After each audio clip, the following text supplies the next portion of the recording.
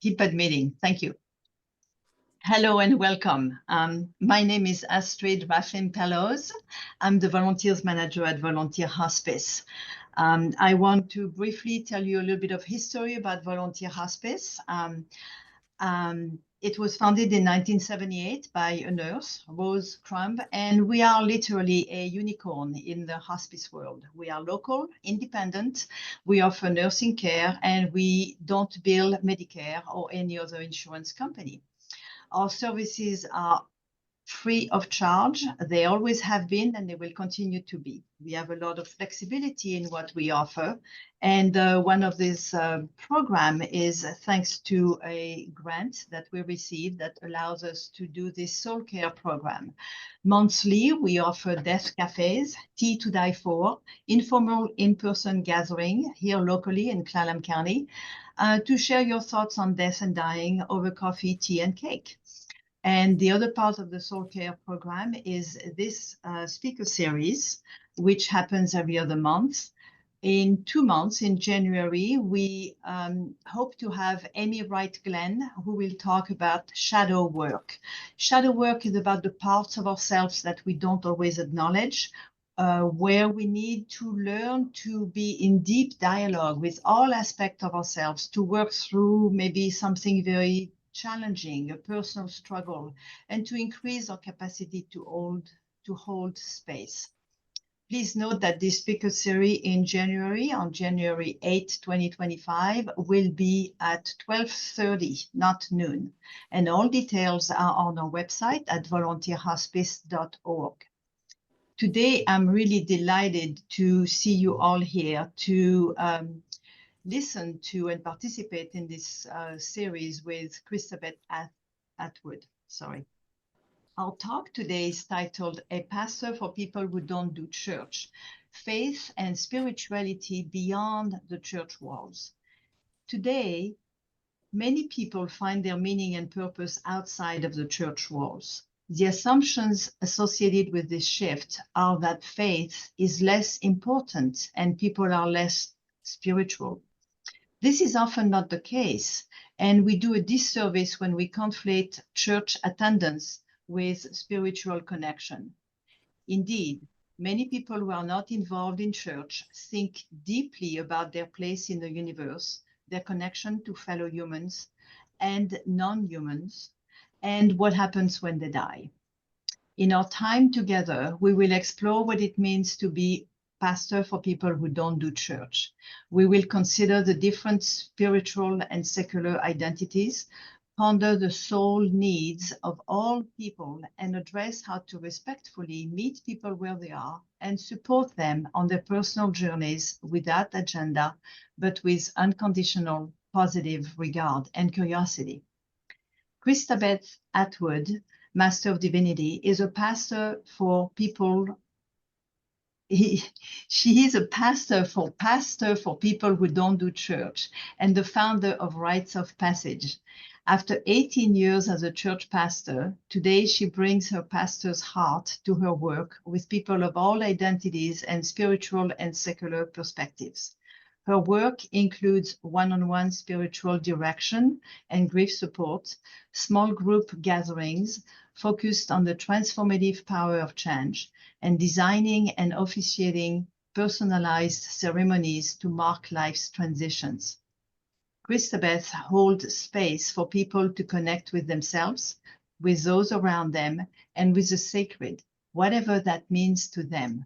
She feels privileged to help people honor and mark the meaningful moments that encompass all the seasons of life, from birth to death. Thank you, Kristabeth, for being here with us today. Without any further ado, I will let you take over. Thank you. Thank you. Thank you, Astrid, and thank you all so much for inviting me here today.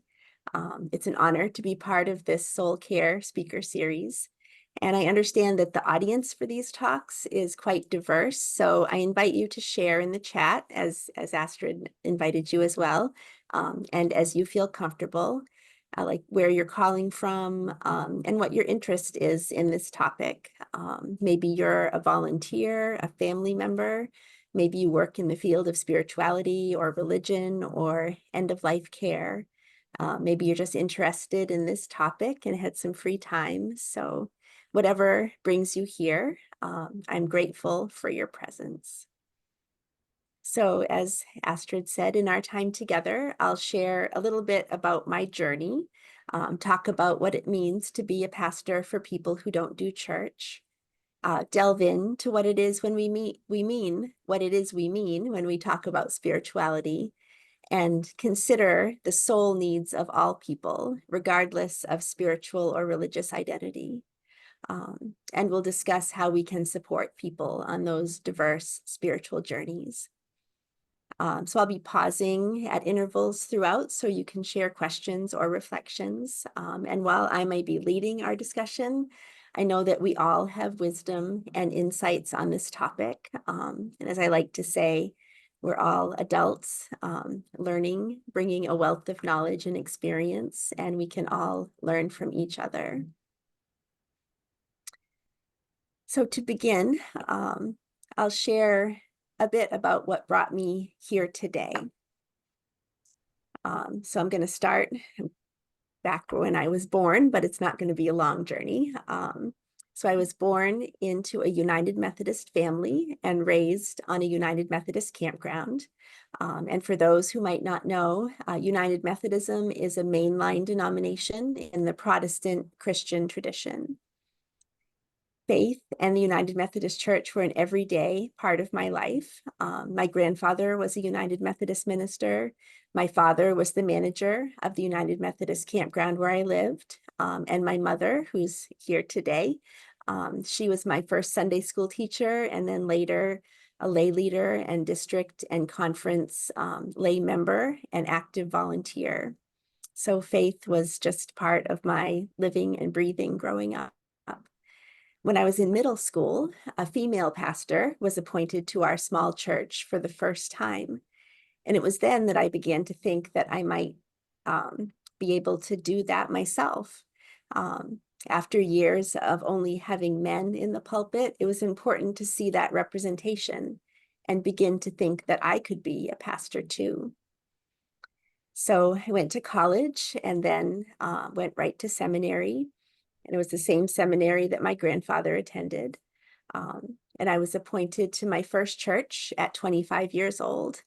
And I thought I would be a United Methodist pastor serving United Methodist churches until my retirement, many decades in the future. My transition away from the church was winding and complicated, as transitions often are. But the piece that is important for this conversation is that I began to feel a restlessness within the confines of the institutional church.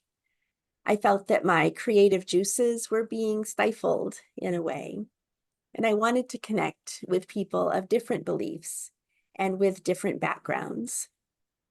I absolutely loved my congregations. I served 3 generous, kind, faithful congregations over my 18 years. The most meaningful moments of my church ministry were the moments of walking with people through the transitions of their lives, whether marriages, births, illnesses, or deaths. And I knew that I wanted to bring my pastor's heart into the next phase of my life, whatever that was going to be. And I wanted my work to be more expansive and inclusive.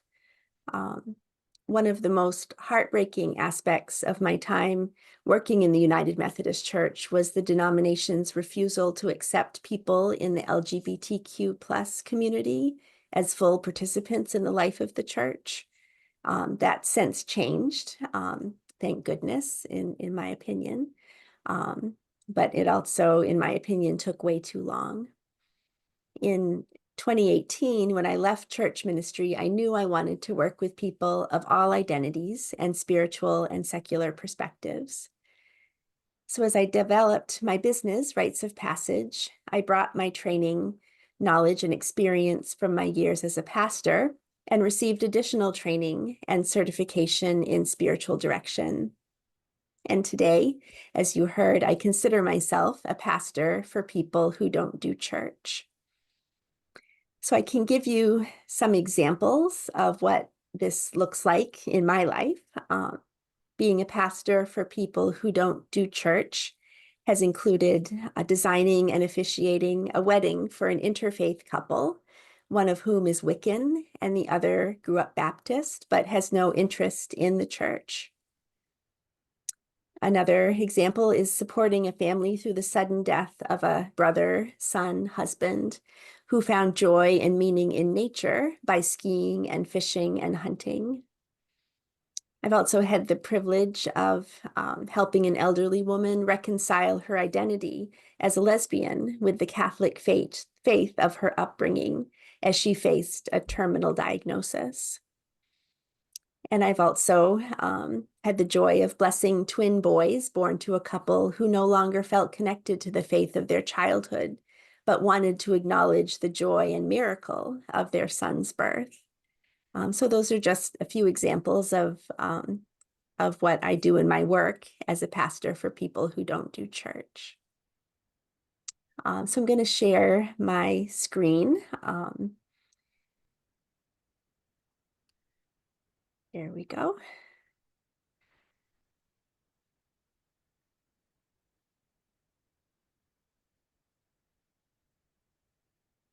So that's a little bit about who I am and where I come from and the work I do today.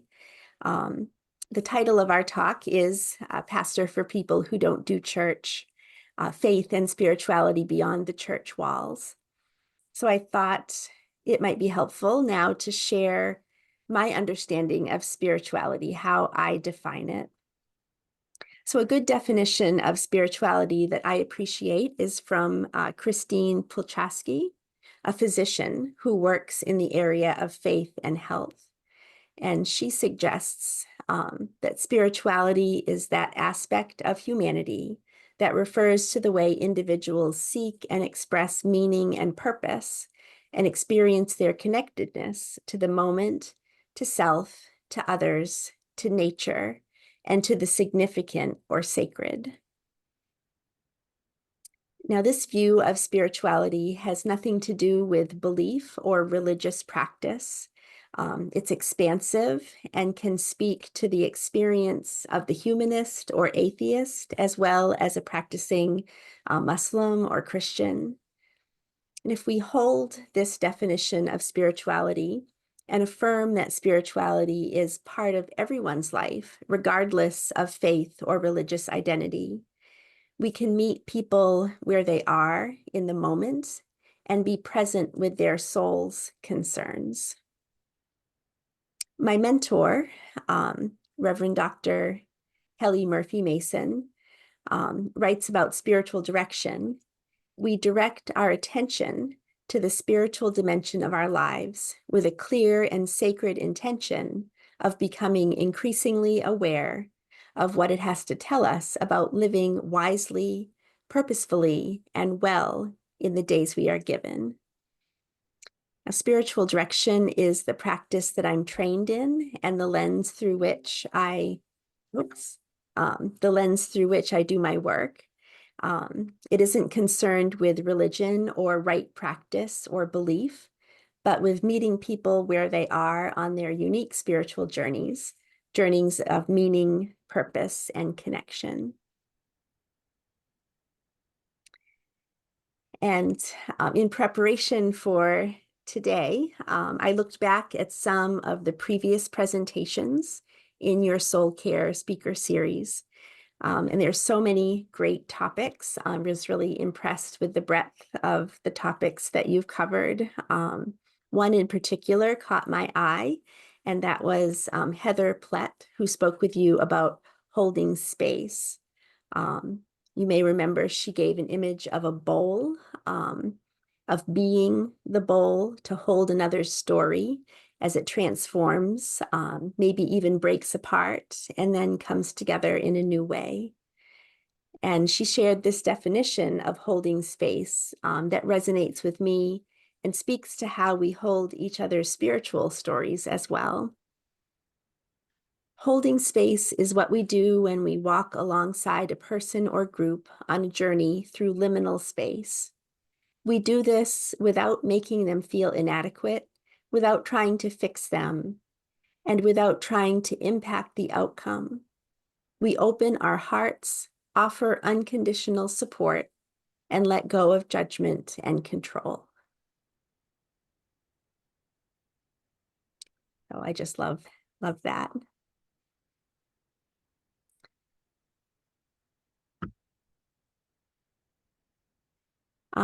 So before we move on to talking about some of the different faith or spiritual identities that people might hold, I want to pause for questions or reflections on what we've been talking about up to this point. So I'd love to hear kind of what this has sparked in you, any thoughts that you might have. So for those of you who would like to speak, you can just maybe raise your hand or just unmute yourself and start speaking. We don't have a big group, so I think we could see everybody.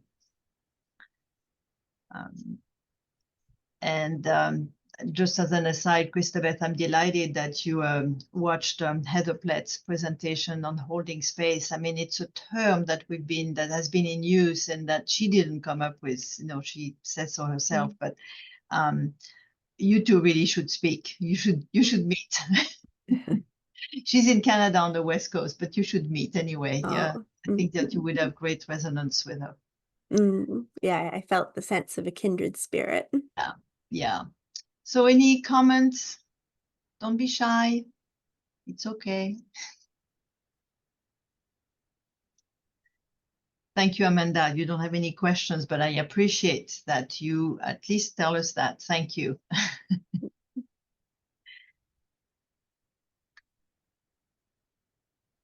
Any thought? I noticed in the chat some people commented that they're interested in the topic, and I think I'm really glad you're here. Yep. Yeah. So I have a question for you. Your upbringing,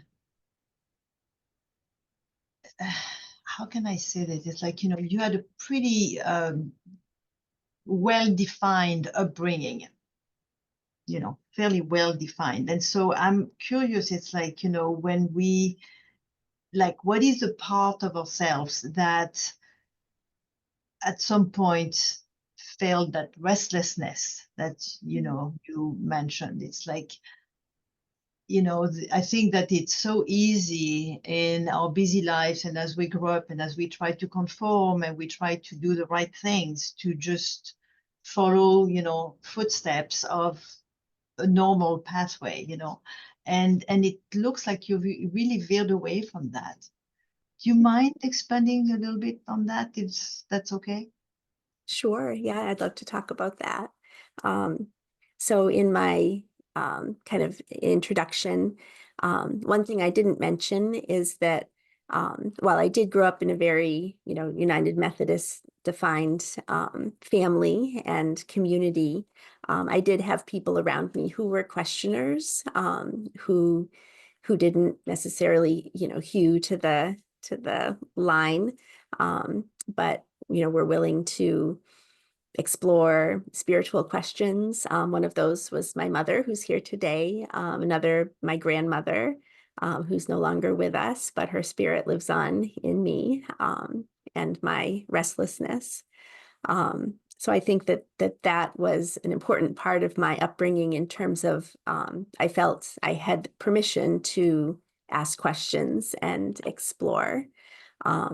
Another piece, and you mentioned this, Astrid, is that, we're so busy that we just kind of are going along, and sometimes don't even stop to really, check in with ourselves. And, one practice that I had was going on a retreat each year. So I went on, week-long, like renewal retreat, and often it was silent. And in those silent times is when I started to be able to hear my own kind of inner voice. And so I mentioned that because, I think it is so important in our crazy chaotic world, which seems to be crazier and chaoticer, more chaotic as we go forward, to take those times of silence to listen to ourselves and check in. So thank you for that question. Yeah, thank you. Thank you. Jerry, go ahead. Yes, I grew up in I won't say it was a family that was dedicated to any religion. We went through phases. And when I was a teenager, the rest of my family kind of adopted the Mormon faith. Oh, you muted somehow there. Okay.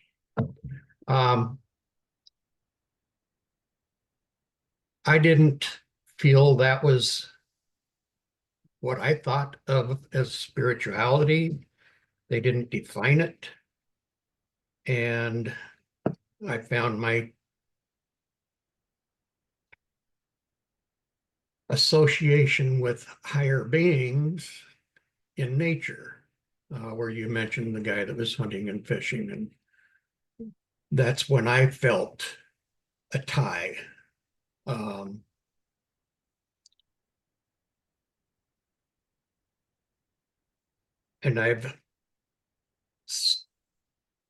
haven't been able to define it, but I know I've had experiences that are very spiritual, very personal.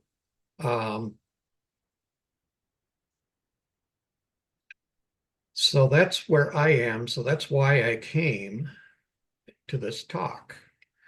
I have a hard time understanding how you can be a pastor to something like that, but I'm here to find out. So, Thank you.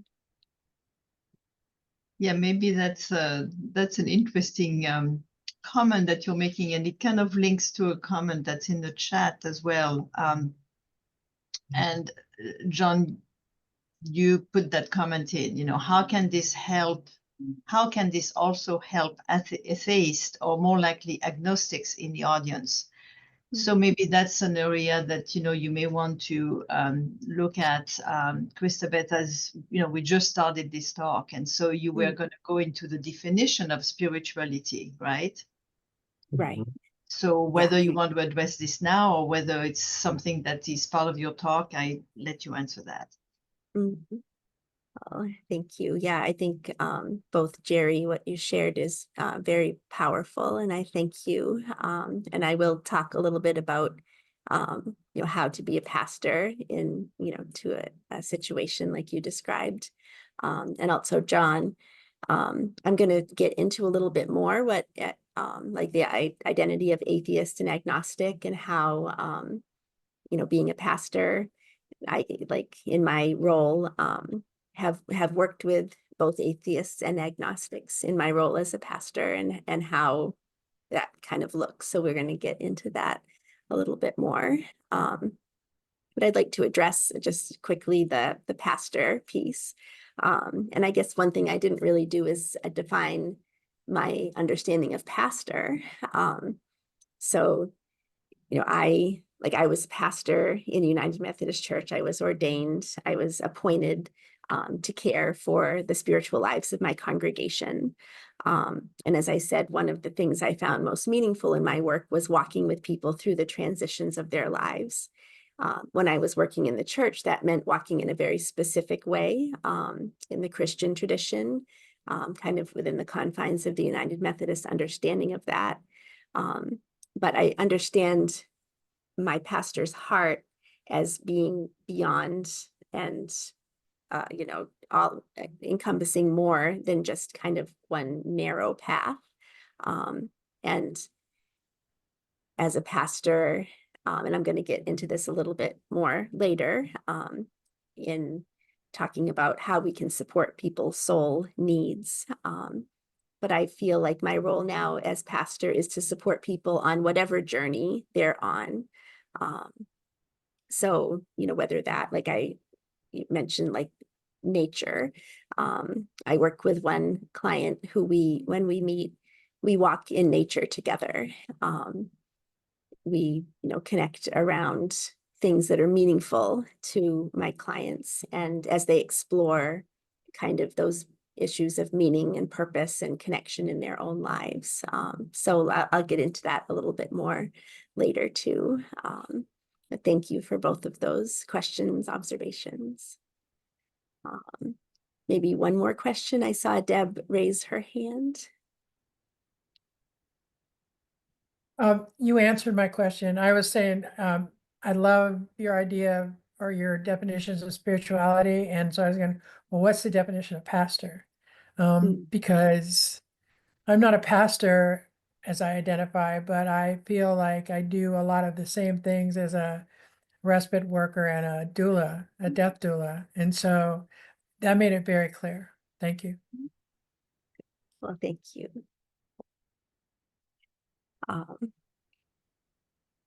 So I'm going to shift a little bit, and we'll have time for more questions and conversation as we move along. But the next area I want to discuss is spiritual or faith identities. And when Astrid and I talked about this, we thought it might be a good idea to kind of give an overview of different religious identities that one might encounter when working in a hospice or end-of-life setting. And I kind of hesitate to list all the possible identities because there are just so many different ways that people identify. So I'll give some broad categories with the understanding that there's much nuance that we don't have time to explore. And I'll also name my limitation. Myself coming out of the Christian tradition, I know more about Christianity than the other world religions that I'll be mentioning. So I'm going to share my screen again.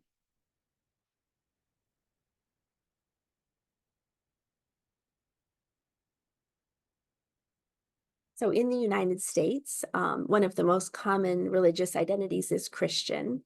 And within that broad category are Orthodox, Catholic, and Protestant Christians. Within the group of Protestant Christians, there are around 200 different denominations in the United States.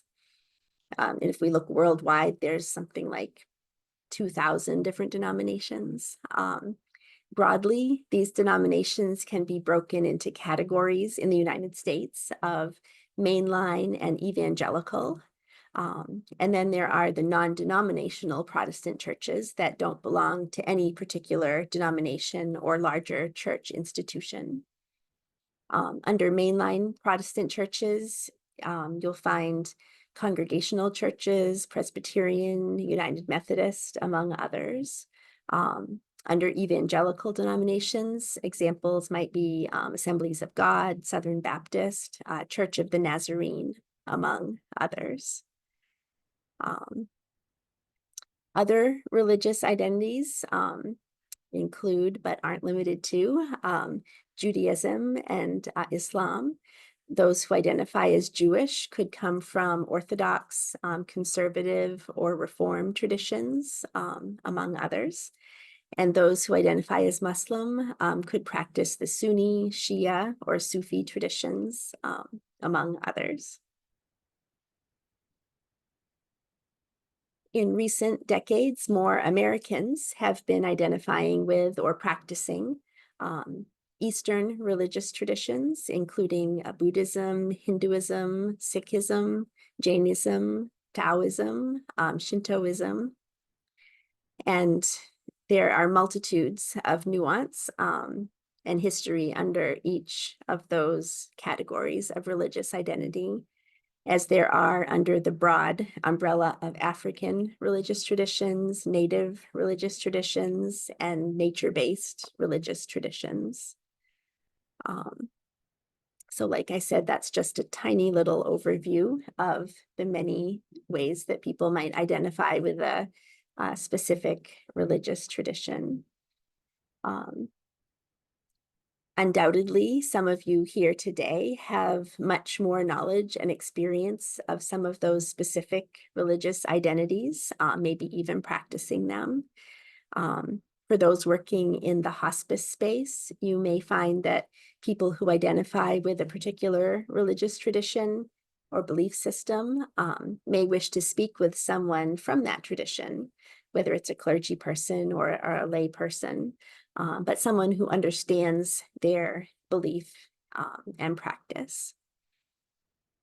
In my role as pastor for people who don't do church, I encounter people who may have grown up in a particular tradition, but no longer identify with it, as well as people who who didn't grow up within a faith tradition, but are curious, and those who see the world through a more humanist lens.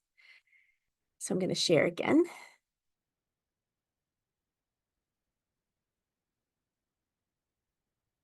So under the broad category of religious nuns, and that's N-O-N-E, not N-U-N. So religious nuns encompass all those who were not raised in a religious tradition or those who made the decision to leave, as well as those who identify as spiritual but not religious. The spiritual but not religious category gets a lot of press, especially maybe in the last 50 years or so. As a category, it's grown, and now those who identify as spiritual but not religious make up about 22% of the population. And there's no set definition for that group, but it basically includes those who say spirituality is very important to them and are not interested in participating in formal religious practices. Could also include people who have been hurt by religion, but maintain a personal connection to the divine. And then we have very broad category of spiritual eclectics, the spiritually curious, spiritual independence, agnostics, again, the SBNR, and those who might have more of a la carte spirituality. Spiritual eclectics can include the religious nuns and the spiritual but not religious, as well as those who identify with a faith tradition. Some in this category are spiritually curious, visiting maybe various religious institutions, reading books, practicing tarot maybe. There's lots of variety within the spiritually curious. Spiritual independence, sometimes identify as Christian, but also practice elements of Buddhism, for example. Spiritual independence might also practice that a la carte spirituality, so taking bits and pieces from many spiritual traditions and developing their own framework of belief.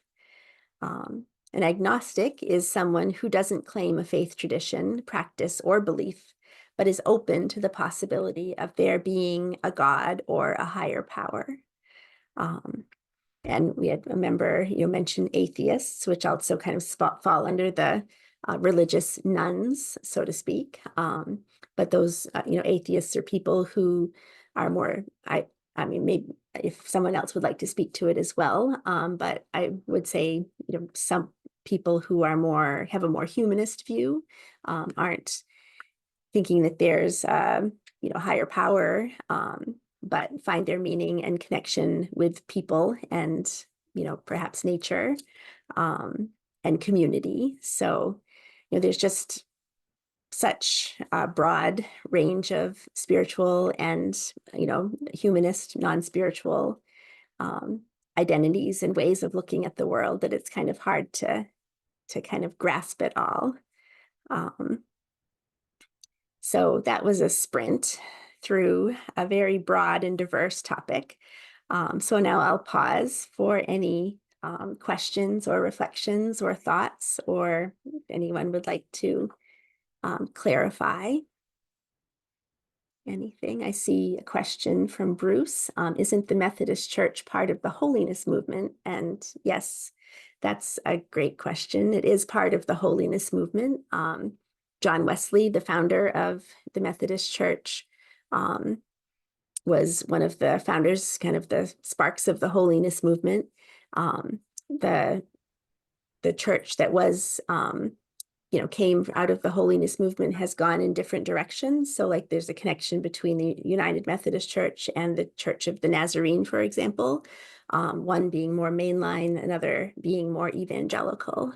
But it does have that holiness movement roots, as well as the revivals that grew out of that in the 1800s.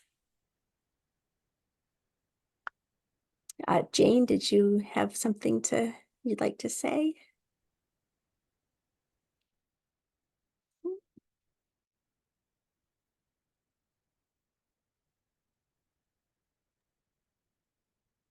I have a comment here. I come from France, where a lot of French people, at least when I was growing up, were Catholic. And when I moved here some 40 years ago, I was amazed how many churches there were all over the place, on the corner of a street, or, a building that had been a bank became a church, and then became a Kentucky Fried Chicken, and then became something else. And to me, it was hard to find the sense of the sacred. And this was at a time in my life also where I was not religious at all. I was probably leaning agnostic, possibly atheist at the time. I've gone through many changes over my life. But moving in this country and looking at all those denominations made me wonder how, it felt to me like it was sort of inviting divisiveness or division among people, instead of, us being somewhat believing in something and agreeing that there might be different ways of believing in it, but my way of believing might not be better than your way of believing. And so I don't know if this is something that you're going to address also, but I've always been extremely curious about that.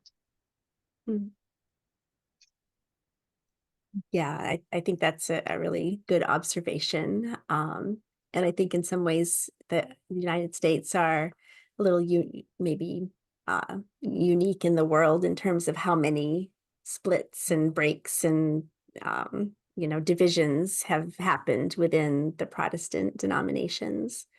And yeah, there's always the sense of, well, if it doesn't, fit exactly to my belief, then I can start my own church.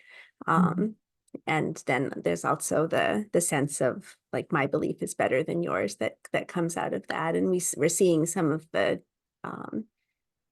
results of that division in our world today. So thank you. Jerry, is it Jerry or Gary? It's Jerry. Jerry, thank you. On the spirituality, I feel, for me, it's very personal. I tend to, if I was to say, is there one true religion, I would say no, but there's ones that influence me most are Native American. And when I talk to people and tell them that I'm spiritual but not religious, they want to try to fix me. And there's really nothing to fix. I don't feel like I'm missing anything. And I may change my views down the road and open up to something else. I've got friends that are Buddhists, and that's an interesting religion. Mormons are very much into, we are the only true church, and that was something I couldn't accept. I saw it as a social organization. where people could go and get some of their personal needs of a community of like thinkers, a tie with their spirituality somehow. And I see it. I see it in other religions too. I don't see it any more in one or the other. But anyway, just because somebody doesn't have a religion doesn't mean that we're broken and need to be fixed. That was the main point here. Yeah. Thank you. I love that. That's so true.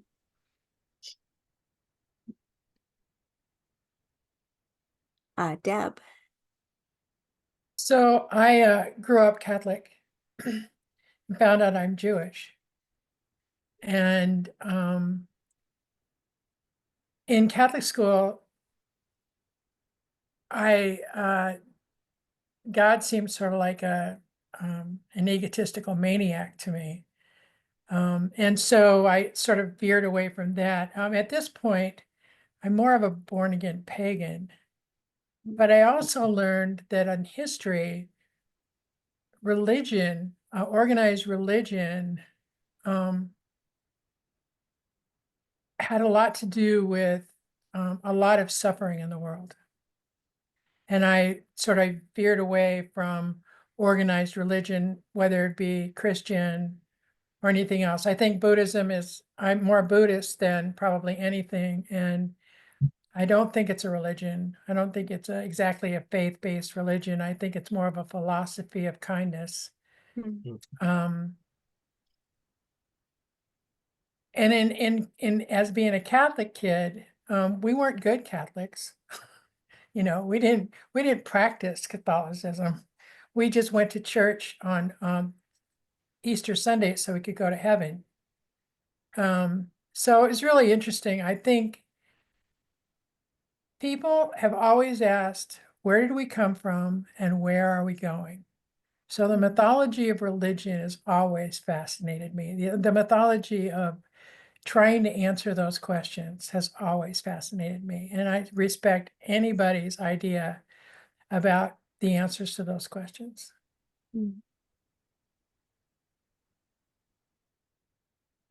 Thank you.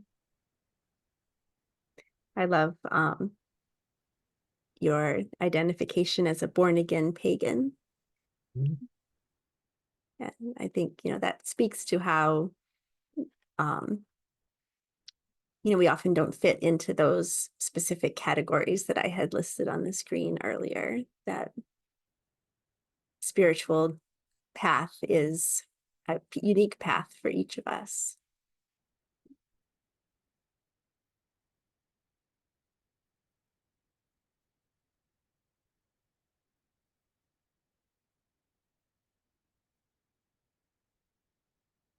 Anyone else like to share or have a thought about what you might like to hear in our time, the rest of our time together? Yeah. Kath. I was brought up Catholic, and that didn't serve me even into my teenage years. And so I just let it go.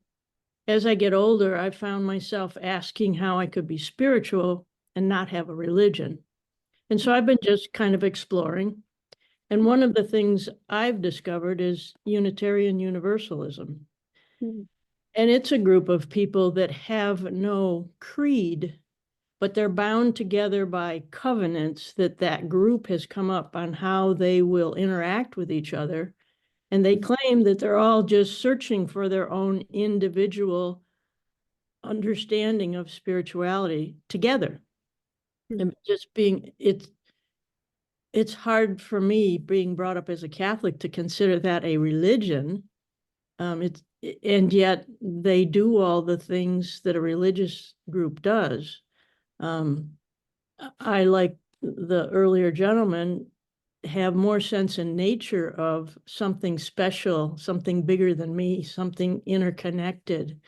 And if that's God, then maybe I believe in God, but the God of my youth, I hope doesn't exist, because he was very, not a very good person, in my opinion.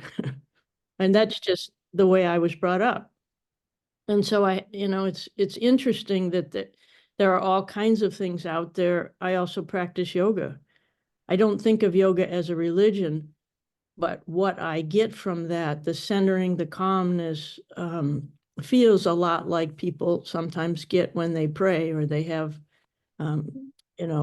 interactions with people that way. So it's just interesting. What is religion? And why do we need a religion to be spiritual? I don't know where that concept even comes from. Thank you. So I see a hand under Trevor's name. Yeah, I'm Laurel. I just wanted to say that if there's not questions involved in religion, I mean, why are we interested in hearing somebody's story about what they think it is? It's a mystery, and anybody who thinks they know what that mystery is beyond me. If it's an exploration. Spirituality is nothing but an exploration. None of us know anything. Really, I mean, it's just ludicrous to me to think that we go to hear people tell us what it is, who we are, what we are doing here, why we're here. I love being in a group with people who just want to explore the subject. Anything beyond that cannot do. Thank you. Yeah, thank you. Yeah, and I love you. There's that exploring and questions. I think, like Kath was saying, the connection between yoga and prayer. And I think if we just, open up our understanding of what it means to be spiritual, there are so many connections that we can make with each other and with our practices in the world. When I work with my clients, I say, every part of life is spiritual, because they might come to a session and say, oh, I don't have anything really spiritual to talk about. And so if it's your life, it's spiritual. Bruce.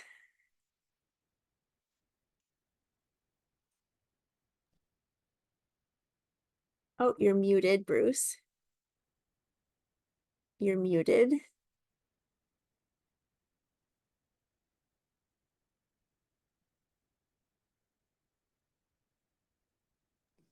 There we go. Now it There. unmuted. Great. I've been listening to some different ideas and whatnot. I interact with a lot of people of a lot of different beliefs, faiths, for lack of a better word. A number of people that are agnostic. I have been in the agnostic camp.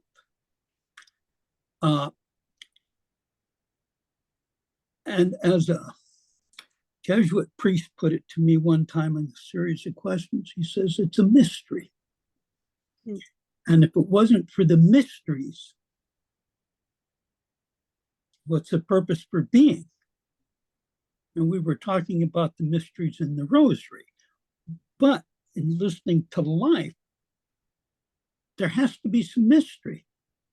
And I'm not so sure that many of us are prepared for the answers, and or maybe the answers are not for us in our present life form. Maybe there's some answers that come later, and so my question or thought or whatever is I have learned how to interact with a lot of people,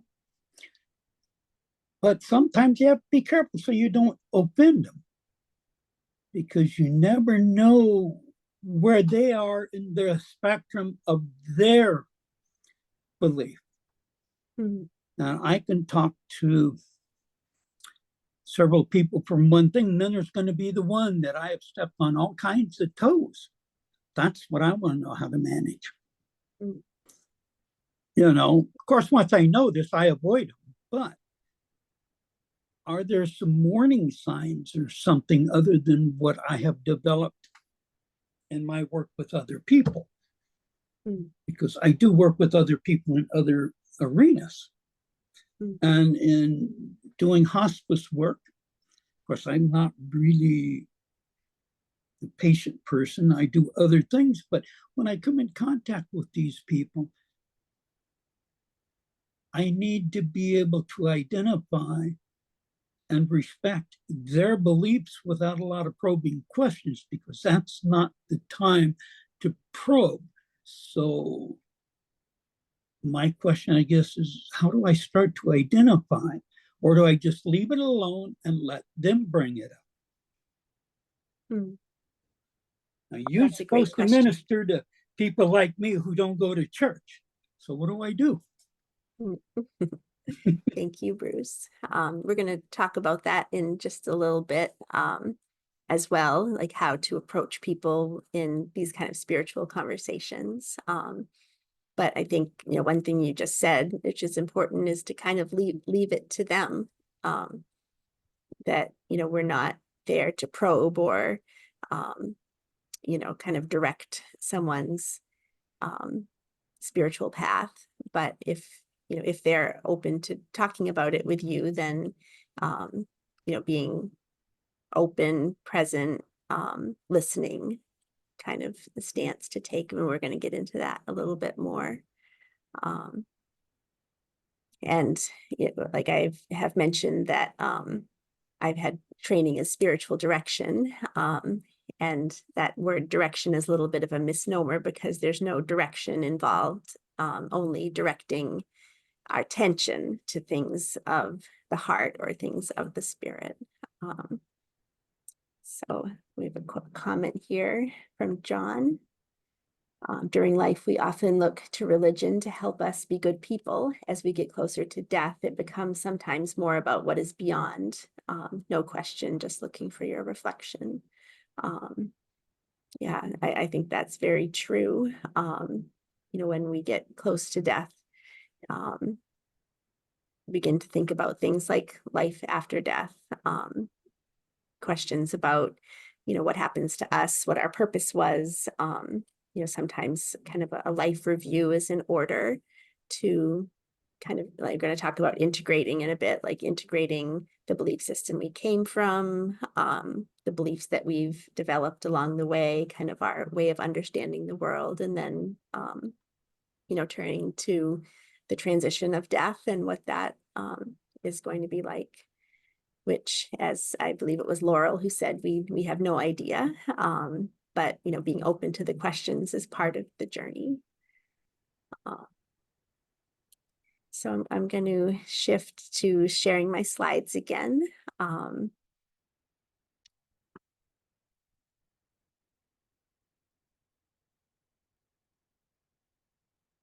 So all those faith and spiritual identities that we've talked about in the last section and in our conversation, you know, indeed, all people have, you know, spiritual needs or soul needs. And I thought we could just revisit the definition of spirituality that I shared earlier. That spirituality is that aspect of humanity that refers to the way individuals seek and express meaning and purpose and experience their connectedness to the moment, to self, to others, to nature, and to the significant or sacred. Spirituality, as I understand it, is not connected to belief. It's true that many of the world's religions do address issues of meaning, purpose, and connection.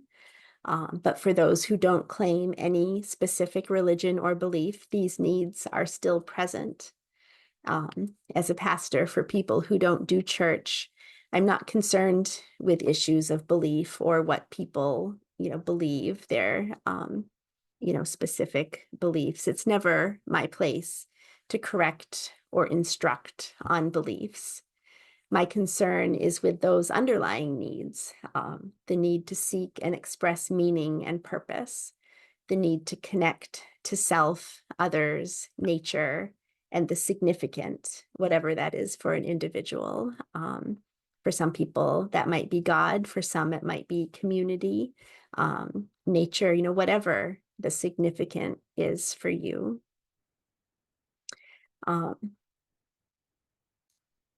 So the soul needs, spiritual needs of each person are expressed differently. But I think, though, they generally fall under these 4 categories: connection, being seen and heard. This is kind of on the individual level, between people, between individual and nature, between the individual and God or the divine, if they have a belief in a higher power. Even just between the individual and themselves, like in meditation, or, some people, prayer, just kind of that feeling of connection, being seen and heard in our world. Belonging, being part of something bigger. We've talked about that. It might be a faith tradition, family, an organization, community, the universe, whatever that something bigger is that brings a sense of belonging in our life. Meaning, so finding meaning in our life, a belief about our place in the world. What is ours to do on this earth? And then integration, kind of the intersection of belief and actions. So the relationship between what we believe about our purpose and what we actually do. In my observations, working with people nearing death, integration often seems to be part of the soul work towards the end of life, coming to terms with actions, choices, and beliefs, and integrating them into our understanding of who we are and how we've lived. This is sometimes also part of reliving and revisiting those past beliefs that we may have held or faith traditions that we were part of, to reconcile shifts and changes along the spiritual journey.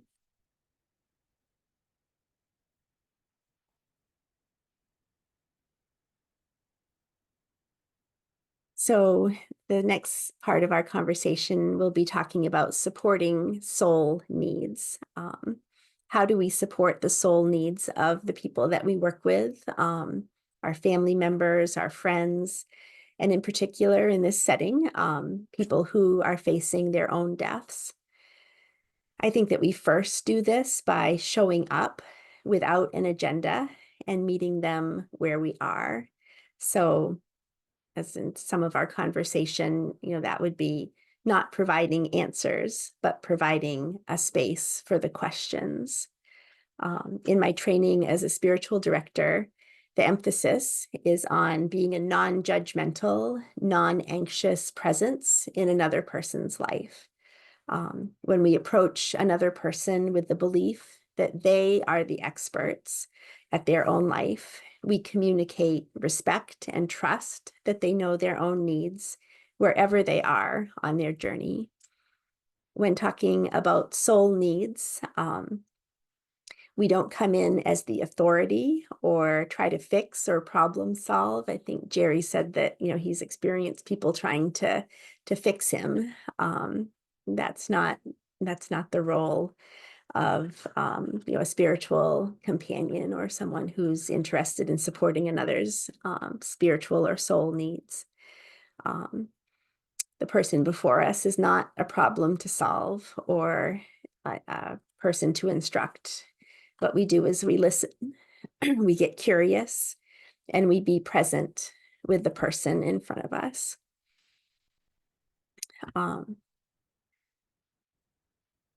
So here, no?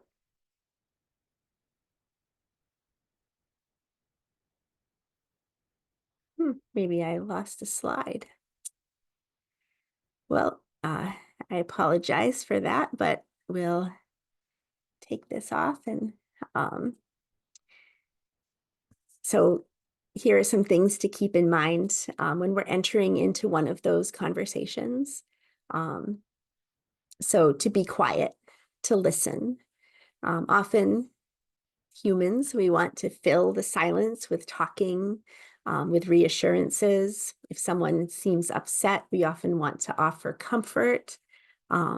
But sometimes when people are exploring those soul questions, what we need to do is to just get quiet, to allow silence and spaces between the sentences, so that they can hear what's going on within themselves. And we can be, a companion rather than like a cruise director trying to make sure they're feeling okay. In addition to getting quiet, listening, we can be curious.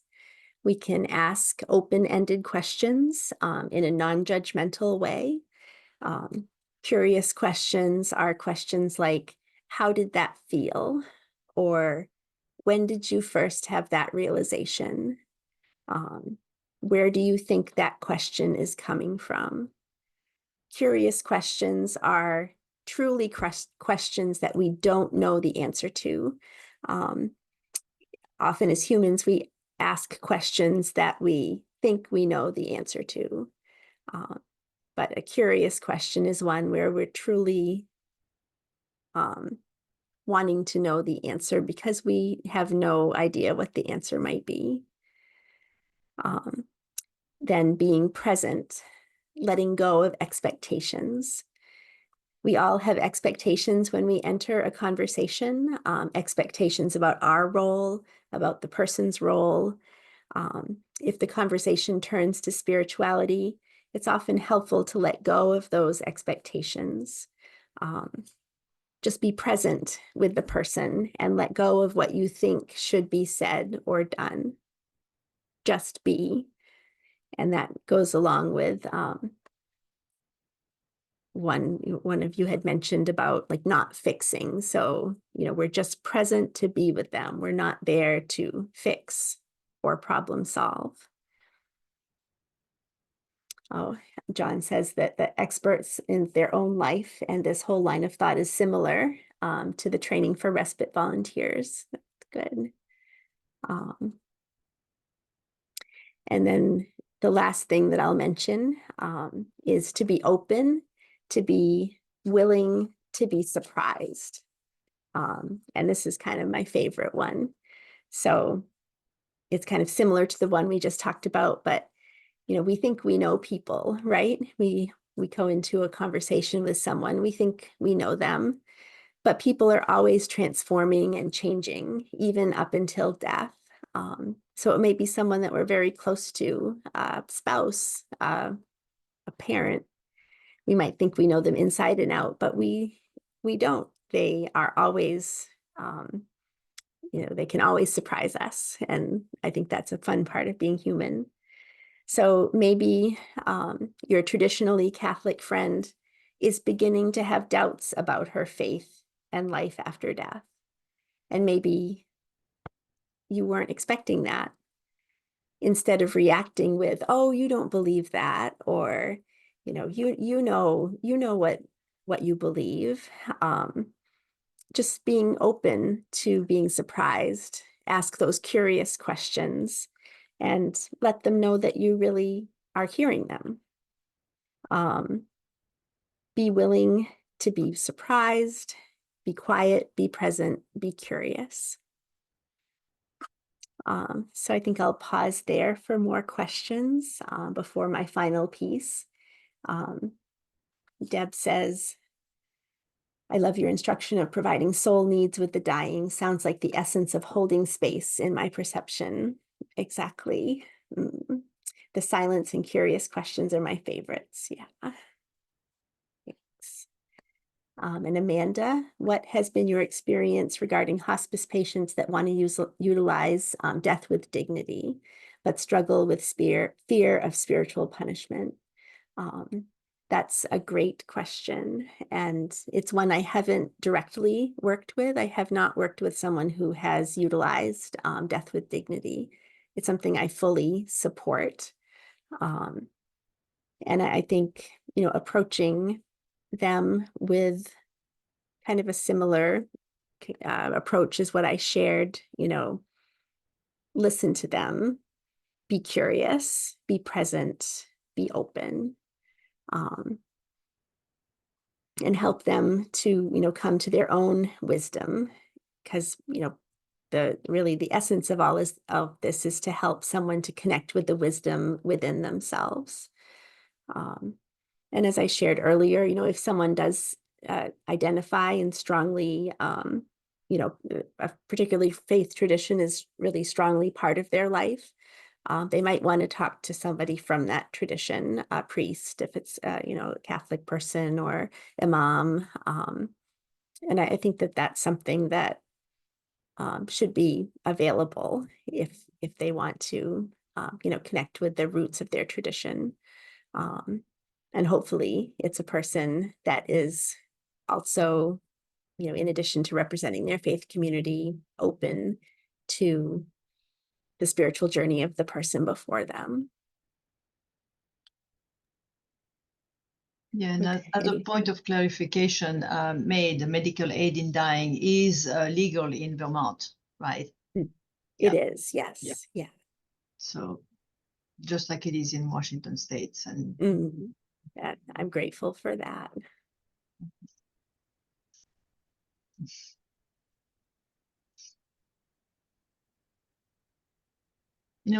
What you're saying, that it sounds so simple: be present, be curious, be willing to be surprised. It really sounds simple, because those are very simple ways of being, and yet we are so conditioned to know the answers as we ask the questions, as you mentioned earlier. We are so conditioned to think too much instead of feeling, or instead of sensing more.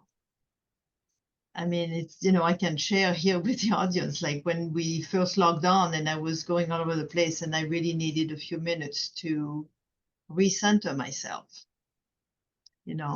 and that's something I think that,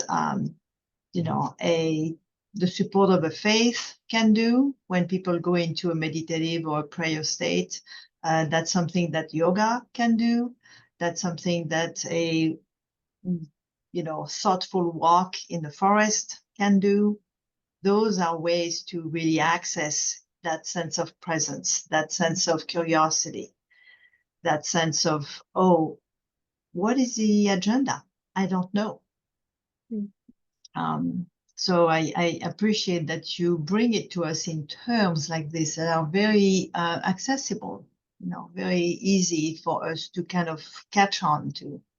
And then for anyone in the audience, it will be your own way to embody and to actually be present and be curious.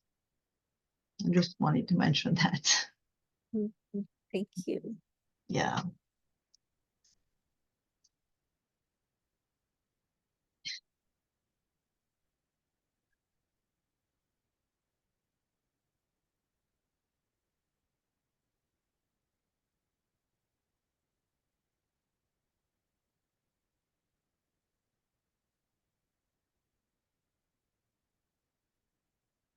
Oh, Deb, thank you.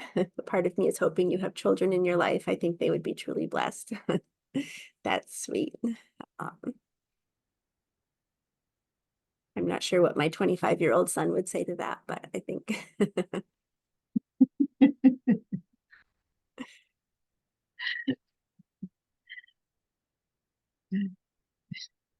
we're not always as quiet and open and curious and present with the ones closest to us as as we are with those who we might have a little more distance from. But yeah. Very true.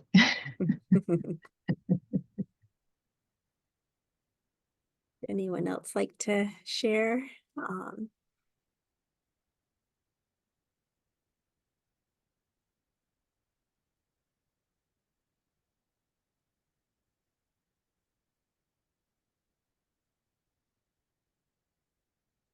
Yes, we're all waiting for the next and last stage.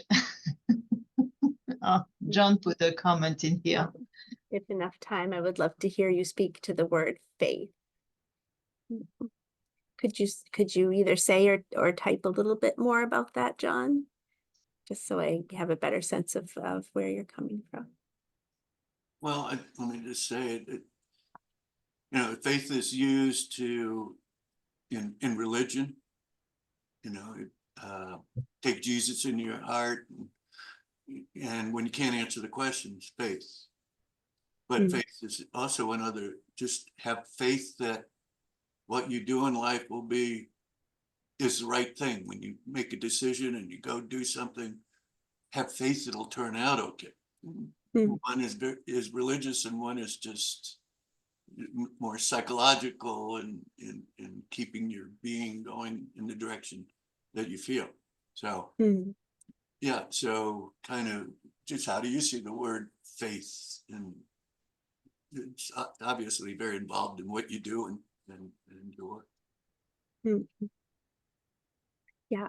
I think of the word faith now as in terms of my work with as a pastor for people who don't do church.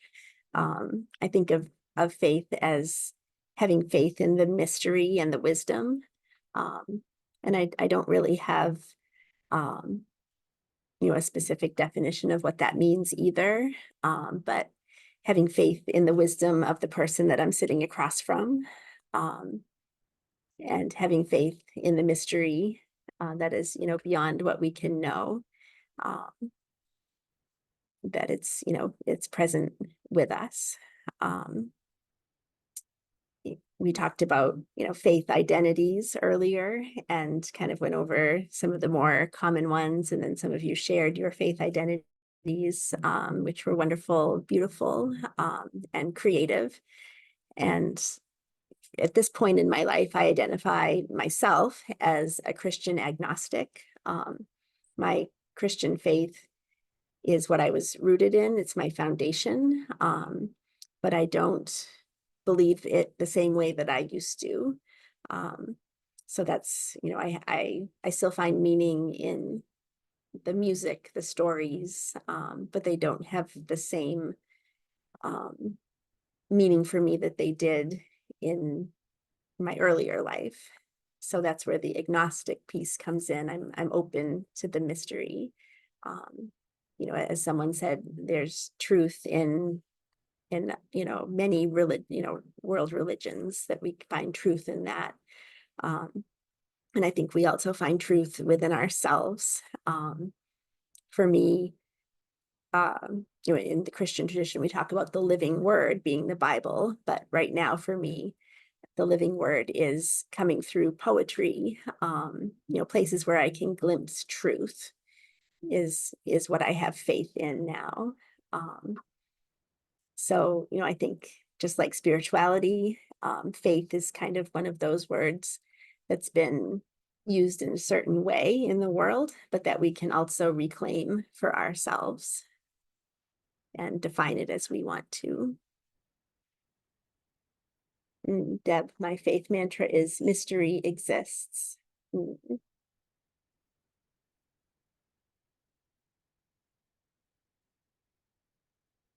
Well, I just have one more small piece of my presentation to share, and then we'll, have some more time for conversation. So let's see. Share my next slide.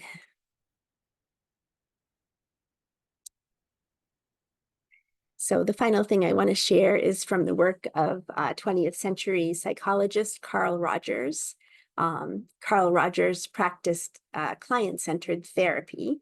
And now, we're not doing therapy here, but some of his ideas are helpful when we talk about caring for the soul needs of others.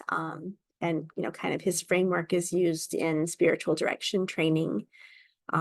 He put forth this idea of having unconditional positive regard in the therapeutic relationship. And I believe we can bring this into spiritual care relationships as well.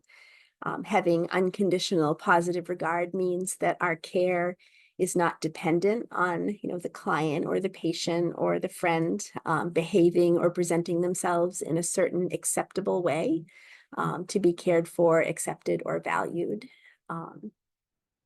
And unconditional positive regard is complete and non-judgmental acceptance, caring, and support of the person, regardless of what, they say or do. In Carl Rogers' own words, unconditional positive regard involves caring for the person, but not in a possessive way or in such a way as simply to satisfy your own needs. It means accepting all of their thoughts, feelings, and behaviors without any conditions to that acceptance. So this is how I approach my work as a pastor for people who don't do church. When working with people along their spiritual journeys, I do my best as a human to have no agenda for where they should go or how they should get there. My focus is helping them to access the wisdom that they carry within themselves. And, speaking again to the, belief that they're the experts on their life. They know their soul needs. They just might need a little help uncovering what those needs are. So that's where those, that presence, that quiet, the curious questions and the openness comes in. As I said earlier, it's not my place to correct beliefs or instruct. I have no skin in the game apart from walking with them as they find the path or paths that meet their needs for connection, belonging, meaning, and integration. It's always a long journey, and I often only get to accompany a person on a small part of it, but it's such a privilege. So that's kind of the end of my formal presentation for today. And I thank you so much for having me here. On this slide, you'll see my contact information, and I'd love to hear from you for any reason. I'd love to just hear from you. I value the work of the volunteer hospice and what you do to support people at the end of life transition. And I thank you for sharing your time today. So we have about 10 minutes left for conversation. So I'd love to hear what you're thinking.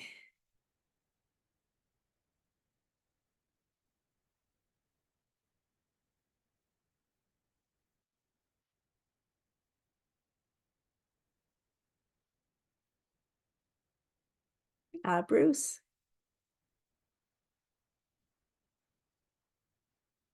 I'm just curious, listen, your ministry, is this just a one-on-one focused ministry, or do you have, like, for lack of a better word, a congregation you meet with each week, or? So no, I don't have a congregation or any, community. I do most of my work one-on-one. I also do some work with organizations, and I have small groups that I lead on grief and change. And then I officiate, as I mentioned, weddings, memorial services, baby naming ceremonies, any kind of life transition ceremony that someone might want. I saw Trevor's hand. What's going There. on? Hello? So, Go Okay. ahead. Yeah, still figuring out the technology here, but I just wanted to come back to, I think originally you said something about holding space. And I think that that's like such a valuable thing. I mean, to allow your attention to be undivided and, curious interest, but to be available with that space, I think is like so powerful. Mm. Because I mean, even within our own families, we have like such a difference of understanding of what life's all about, or how to go about, you know, assigning meaning to it. And I guess having that kind of open, positive regard is what I'm hoping to cultivate in myself, so that I can be with all of the differences of opinions and belief systems, and create something that's inclusive, or And be a part of it. Yeah. if I could tack onto that, there's something about having meditated, you know, over the years, that requires being with people in dying situations, or just requires such a presence, such a dropping of everything else in your world, and just being available. It's just it's a blessing when you can do it. It's such a gift. That's all I had to say. Yeah. Oh, thank you so much. Mm.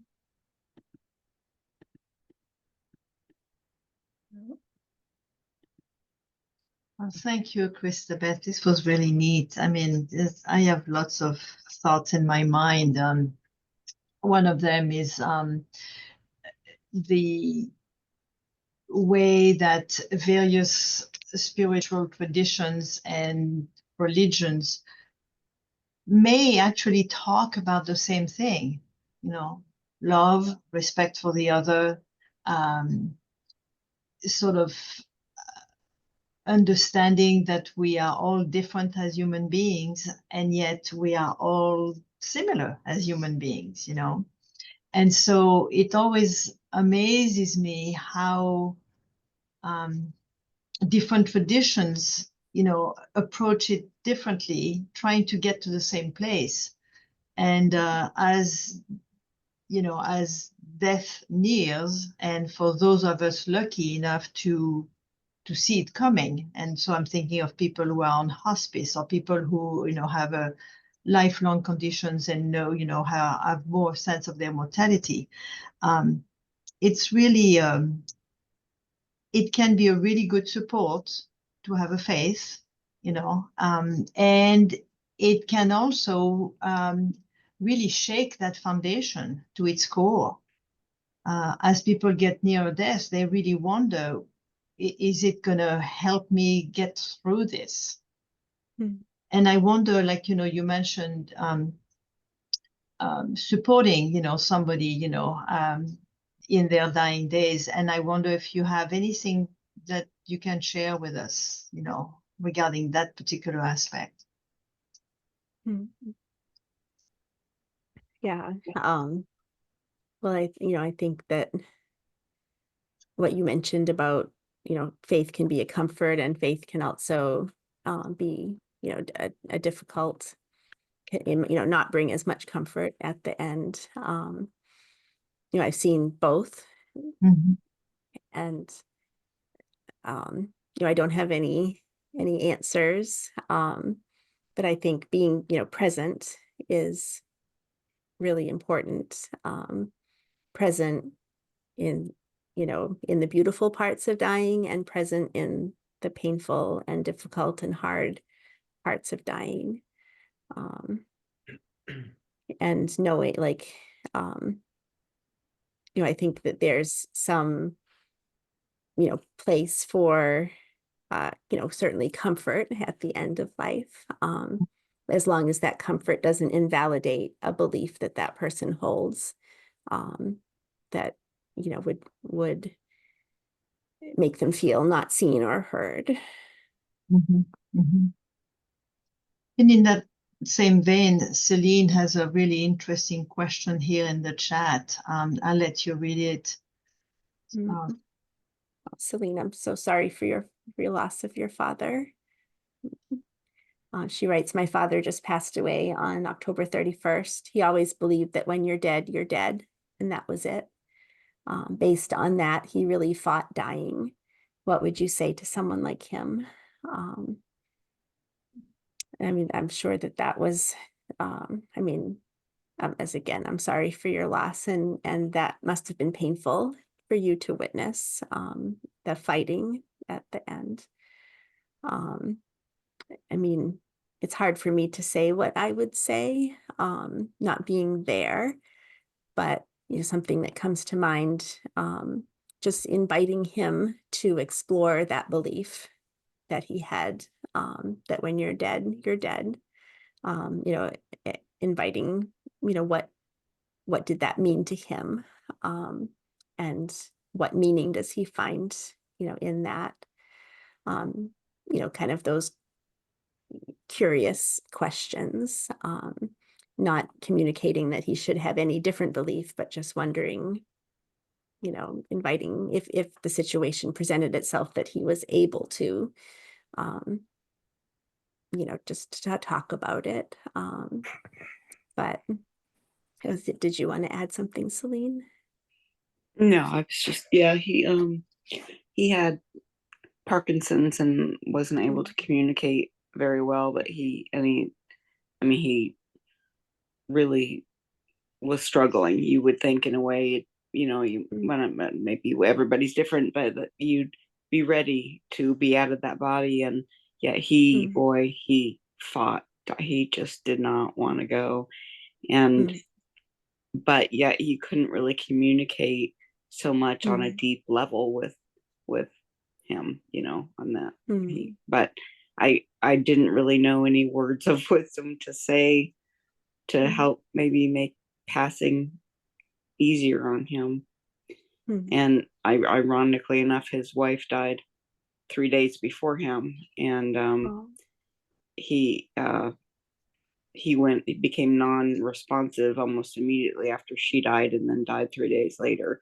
But I don't know if that's what finally allowed him to go. I don't know. But yeah, that was hard, knowing that he was not at peace with dying.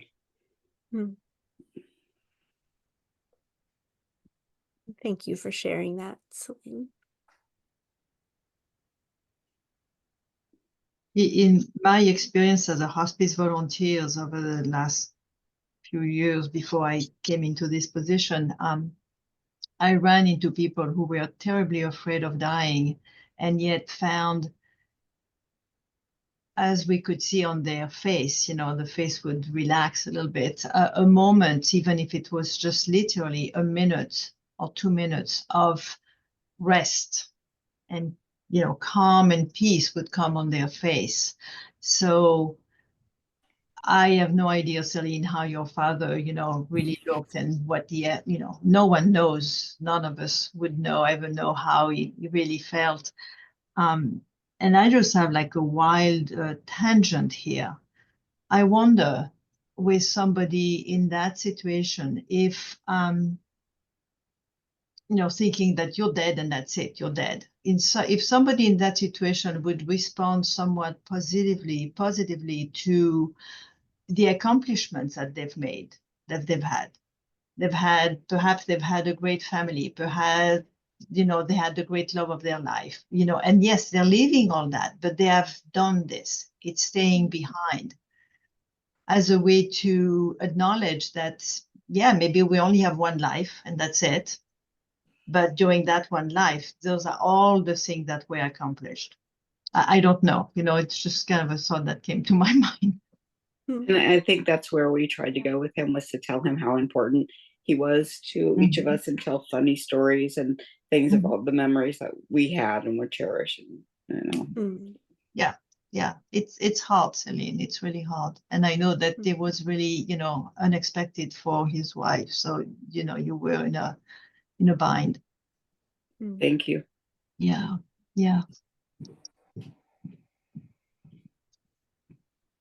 Well, we've reached the bottom of the hour because it's 1:30.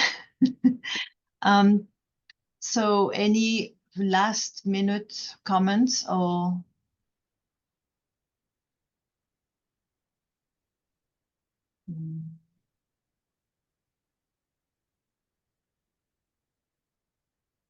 Okay, and John, you just typed in all they did and what happened as a result never goes away. Yeah, to link back to our conversation. Of course, yeah, legacies, yeah. I'm grateful for this meeting. Thank you so much for the presentation and the conversation, and it's really appreciate it. Thank you. Yeah, I want to thank you, Kristabeth.